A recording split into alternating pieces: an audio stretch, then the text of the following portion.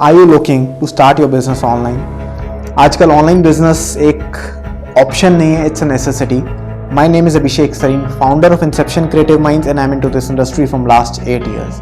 हम इस वीडियो में डिस्कस करेंगे कि जनरली लोग ई कॉमर्स में क्या प्रॉब्लम्स फेस करते हैं, किस तरीके से ई कॉमर्स इंडस्ट्री को अपनी ग्रो कर सकते हैं, एंड साथ ही साथ कुछ जो ब्लंडर्स हैं या कुछ मिथ्स बने हुए हैं वो भी हम डिस्कस करेंगे. सबसे पहले डिस्कस करेंगे ई कॉमर्स क्या आपके लिए बनी है. सेकेंडली कुछ प्रॉब्लम्स जो लोग फेस कर रहे हैं. Third marketing and fourth investments. Start करते हैं कि is e commerce industry for you. First of all e commerce उन सब के लिए है जो अपना प्रोडक्ट या सर्विसेज ऑनलाइन सेल करके कस्टमर्स तक पहुंचा सकते हैं. Let's say you are selling some service और आप कस्टमर को डिजिटल प्लेटफॉर्म के थ्रू पहुंचा सकते हो. Yes, E commerce industry is for you and same is with product जो आप शिप कर सकते हो. नाउ इसके साथ साथ एक क्वेश्चन आता है कि ऑलरेडी बिग प्लेयर्स मार्केट में हैं, अमेजन, फ्लिपकार्ट जैसे, तो हम सर्वाइव कैसे करेंगे. इसका एक एग्जांपल देता हूँ कि अगर आपने सन ग्लासेस लेने हो तो आप अमेजन से लोगे या लेंसकार्ट से. Most of the people will choose Lenskart because वो स्पेशलाइज्ड है उसमें. इसी तरीके से अगर आपने सप्लीमेंट्स लेने हैं तो अमेजन पे ही मिल रहे हैं, फ्लिपकार्ट पे मिल रहे हैं, हेल्थ कार्ट पे मिल रहे हैं, तो most of the people will go for health cart because वो उसमें स्पेशलाइज्ड है. इसी तरीके से आपका अपना प्रोडक्ट स्पेशलाइज्ड वेबसाइट होगी तो people will prefer to buy from you instead from एक मेगा मार्केट.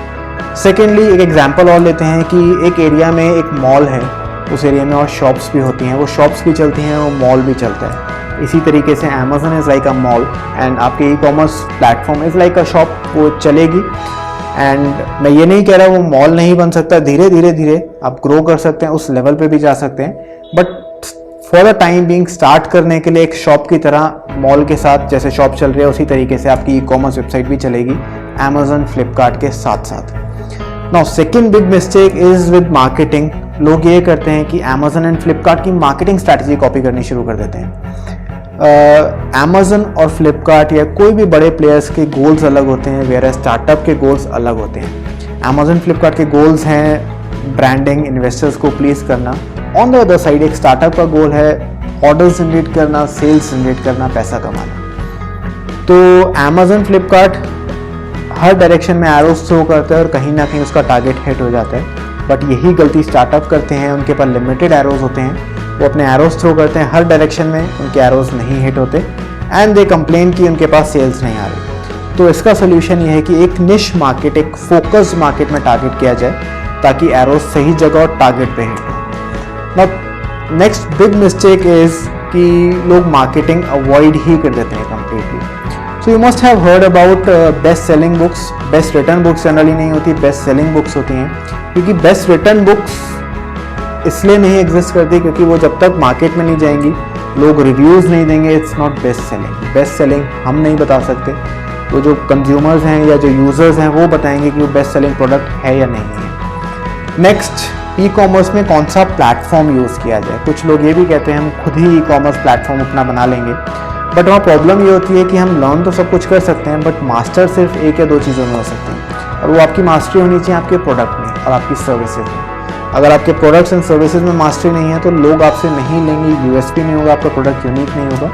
तो आपकी मास्टरी होनी चाहिए आपके प्रोडक्ट में. हमारी मास्टरी है ई कॉमर्स में, मार्केटिंग में, ब्रांडिंग में.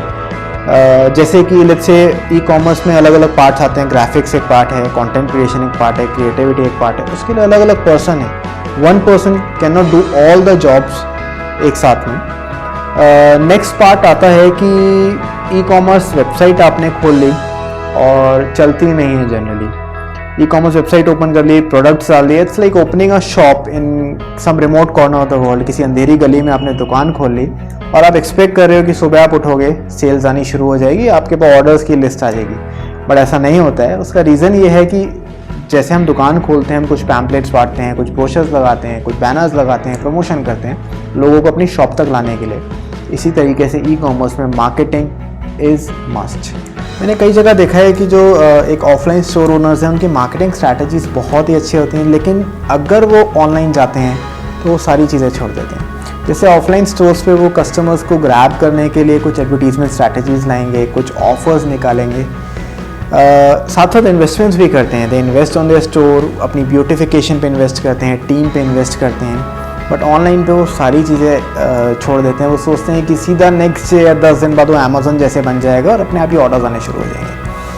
तो ये हमें बिल्कुल नहीं करना चाहिए। इन्वेस्टमेंट बहुत ज़रूरी है। अगर आप ऑफलाइन स्टोर खोल रहे हो तो आपके रेंट में इन्वेस्टमेंट होगी, अगर आप स्टोर खरीद रहे हो तो खरीदने में होगी, देन आपका इंफ्रा में इन्वेस्टमेंट होगी, आप प्रोडक्ट्स रख रहे हो वहाँ इन्वेस्टमेंट है, टीम और मैन पावर में भी इन्वेस्टमेंट है। उससे बहुत कम इन्वेस्टमेंट होती है ऑनलाइन में, बट इन्वेस्टमेंट ज़रूरी है। I am not saying about expenses, I am saying about investment. Investment वो होती है जिससे आप रिटर्न्स ले सको। बहुत जगह हम मिस कर देते हैं क्रिएटिव एलिमेंट। क्रिएटिविटी का फ़ायदा क्या है? इसका एग्जाम्पल है, आपके पास बहुत सारी मेल्स आती होंगी, प्रमोशनल मेल्स।